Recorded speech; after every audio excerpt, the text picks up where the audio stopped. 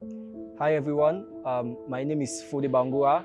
I'm 17 and I am the National Vice President of Children's Forum Network, which is the child-led advocacy organization in the Republic of Sierra Leone. And in that capacity, I serve as like the Vice President of the whole children's populace of the Republic of Sierra Leone. And of course, over the last 5 years, I've been in this forum and I've learned through the process of engaging with my peers who are colleagues in the platform. And then I've gained a lot of knowledge and experience as well through some trainings I've been to organized by NGOs, even our forum, and of course, also had the opportunity to have represented my peers in Sierra Leone outside of Sierra Leone for some time. So I've also had interaction with leaders around the world to also learn from them and their experience. That is basically who I am. Children are affected by climate change in diverse ways.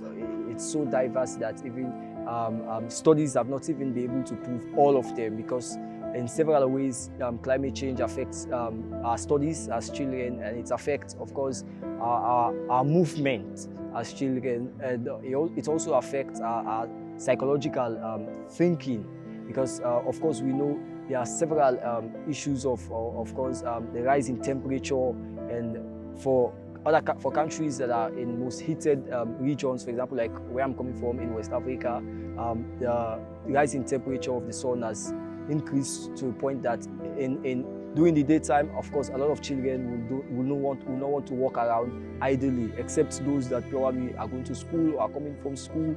But because of this effect, we know we used to have this opportunity to obviously walk around and play and have fun, but due to the increasing, devastating effects of the climate change, we have limited some of the things we do, even as much as the things that we do to play, because as children we need recreation to have fun and entertain ourselves. But due to all of these increased things, all of this increased temperature, we have not had this opportunity, and we've gotten these stops from our parents or from government or from public policies and legal frameworks that, of course, tries to protect us in a way, but also limits our opportunities to interact and grow as a child is supposed to grow. So what I would say about this is, specifically, there have not been specific children's legislation on the environment, but what has happened is that the UN recently has adopted its UN General Comment 26. The comment is specifically number 26, and that comment is basically adopted because it is promoting children's environmental rights and also trying to amplify how children participate in co-creating the solutions for our environment today. It was recently launched on Monday, and of course the document is now being popularized for a lot of people, media, and of course children to read this document and get to learn about it. But of course, different countries have also made legislation, but they're not specifically for children. But there are some countries that have legislation around climate change and the environment. It is generalized, but I'm sure also if children read through, they can learn, and I'm sure they will be able to practice creating a climate solution for our environment. So of course, children we are the most vulnerable groups when it comes to vulnerability. So there are so many things that we might probably go through in such particular situation. For example, I would say psychosocially, for a fact, when children are limited to having opportunities they are used to have, of course, it shows the clear vulnerability that children's decision making is lacking, because there are things that you want to take decision, or you want to make decision, or maybe you grow up in a place wherein in a family wherein decision making is not inclusive, participatory by children. They don't encourage children to contribute towards the decisions that are being made in the household, or even in the lives of the children. So it's one vulnerability, of course, that shows that affects children.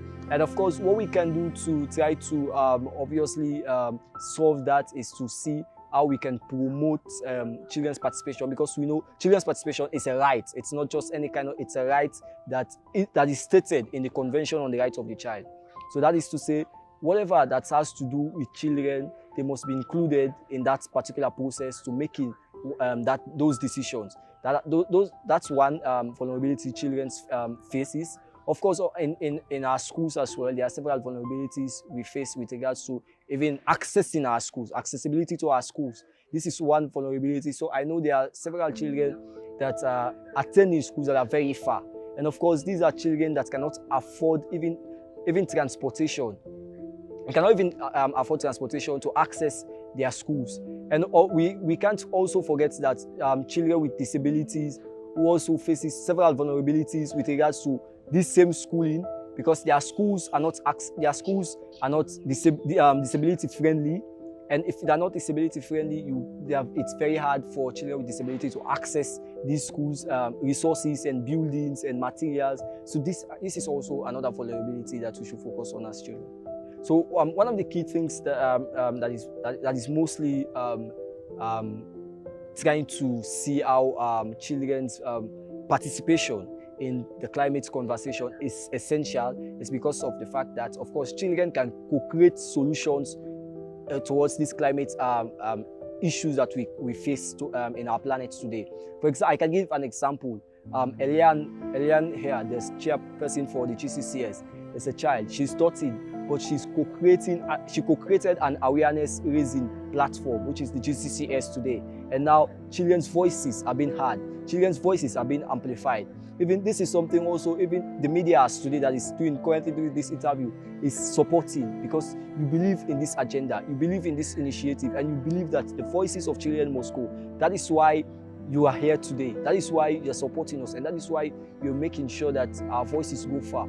Of course, in as much as we are young and we are children, as stated, but we have a lot to contribute in raising awareness, in raising resources, of course, in also solutions. I can guarantee there was a girl in the GCCS today that spoke about what she's doing in terms of renewing plastic materials and making them into beads and other useful materials that we can use in our daily lives. So that tells you that children's voices matters, and not just our voices, but our action matters towards making sure we have a climate mitigative, adaptive, and of course a solution towards our crisis that we face today on issues of the environment. I think the impact, I can say it's so much. It's so much that as I said just earlier in the earlier question, because it's related. Children's voices and participation in this matter of climate change can raise a lot of resources and can mobilize these resources that we can use to make sure we create a greener world. And if children contribute towards making these resources, I can tell you, the GCCS is just a clear example. This GCCS was fundraised by children, myself, Eliane, and the other kids around the world that contributed. That tells you, and some adults listen, in as much as we had constraints and some backed out, but they listen, and then this is a solution that we've created, and this is an impact. Imagine the first ever child-led global children's climate summit. You know, it tells you the voices of children. It tells you how impactful children are ready to create a better world for ourselves and our future. Because I can tell you, the impact that we are doing today is not just for today, but the impact is something that will last forever. And it's something that other children are going to continue to do and to make sure we have a better world. That is the most impactful thing children want to do around the world, to make a better world for every one of us. Yeah. Thank you.